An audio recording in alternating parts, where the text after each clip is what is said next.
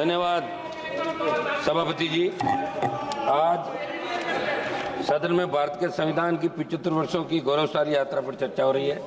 सभापति जी, सदन के साथी विद्वान सदस्यों ने पक्ष विपक्ष दोनों तरफ से, और खुशी की बात यह भी है कि 7 घंटे से अलग अलग विचार आए, उधर से भी आए, इधर से भी आए, और सारी बात खुल के आई।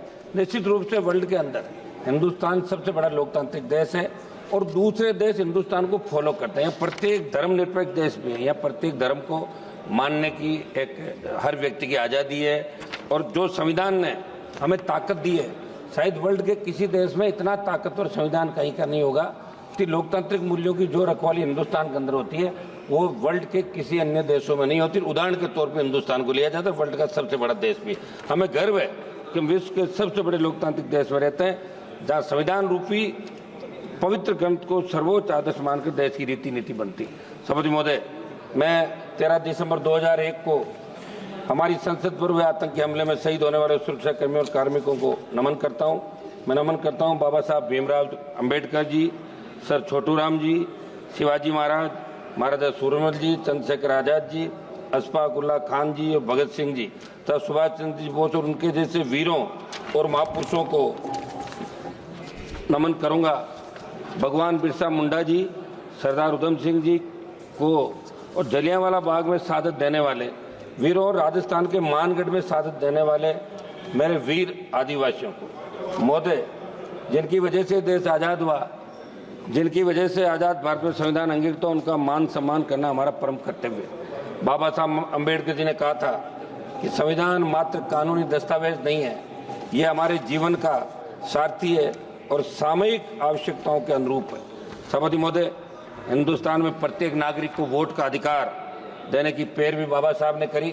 उस समय जब संविधान प्रारूप समिति के सामने मामला आया, जब अंग्रेजों के जाने के बाद, तभी बात चली थी कि वोट का अधिकार पढ़े लिखे लोगों को मिले या जमींदारों को मिले या दूसरों को मिले, उस जाति के लोगों को मिले। तब बाबा साहब ने इस बात को कहा, व्यापारी को मिले, तब कहा कि वोट का अधिकार प्रत्येक व्यक्ति को मिलना चाहिए जो हिंदुस्तान के अंदर पैदा हुआ और जिसने इस गुलामी के जंजीरों के अंदर जकड़न, चाहे अंग्रेजों का राज था, उससे पहले जो जितने भी काल आए जहाँ हिंदुस्तान का नागरिक गुलामी के अंदर सांसें ले रहा था, लेकिन प्रत्येक व्यक्ति को वोट का अधिकार मिले। बाबा साहब ने वोट का अधिकार प्रत्येक व्यक्ति को दिलाया, जिसकी बदौलत आज हम और आप सब इस पार्लियामेंट के अंदर बैठे हैं। मैं बाबा साहब ने कहा कि सदियों से गुलामी की जंजीरों में जकड़े प्रत्येक व्यक्ति को वोट का अधिकार मिले तो अपने मनमाफिक सरकार का वो चुनाव कर सके। सभापति महोदय, संसद हमले की बरसी मनाई जा रही है। 13 दिसंबर 2001 को जो संसद पे आतंकी हमला हुआ, सबसे पहली शहादत राजस्थान के बेटे जगदीश यादव, जेपी यादव ने दी। राजस्थान में सीकर से अलग होकर बने नीम का थाना के रहने वाले जेपी यादव आतंकियों से शेर की तरह लड़कर वीर गति को प्राप्त हुए। सभापति महोदय, 26 नवंबर 1949 को हम भारत के लोगों ने स्वतंत्र भारत के संविधान को अंगीकृत, अधिनियमित और आत्मसमर्पित करने का संकल्प लिया था। संविधान की इस गौरवमय यात्रा को आगे बढ़ते बढ़ते जब हम देखते हैं तो नजर आता है कि देश के किसी न किसी कोने के अंदर हमारे दलित भाई, पिछड़ा भाई, हमारा आदिवासी भाई समानता के अधिकार को हासिल करने को जूझ रहा है। राजस्थान की मैं बात करूंगा, जालौर जिले के साइला तहसील के सुराना गांव में कथित तौर पर पानी की मटकी को छूने पर हुई पिटाई के अंदर एक 9वीं क्लास का बच्चा इंद्र मेघवाल, जिसकी मौत हो गई। मैं खुद मौके पर गया था। पाली के सरकारी हॉस्पिटल में कोविड हेल्थ सहायक जितेंद्र मेघवाल की हत्या इसलिए कर दी कि आप मूछ नहीं रख सकते, मुंह तक अधिकार। एक मिनट साहब, बात तो करने दें, ऐसे क्या कर रहे हैं आप? केवल इस बात के लिए कर दी क्योंकि वो मुंह सकता था।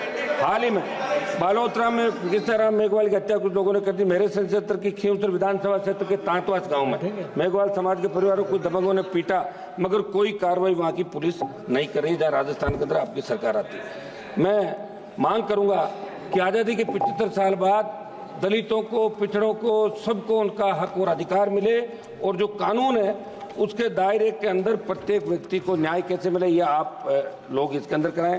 राष्ट्रपति महोदय ने 26 नवंबर 2024 को कहा था कि बाबा साहब अम्बेडकर जी की प्रगतिशील और समाज सोच के छाप हमारे संविधान पर अंकित है। इस बात को देश की सरकार आमसद करे और सोचे कि बाबा साहब की समाज सोच के अनुसार कार्य क्यों नहीं कर रहे हैं। भाजपा के साथी सदस्यों ने देश में लगाया गया आपातकाल का जिक्र किया।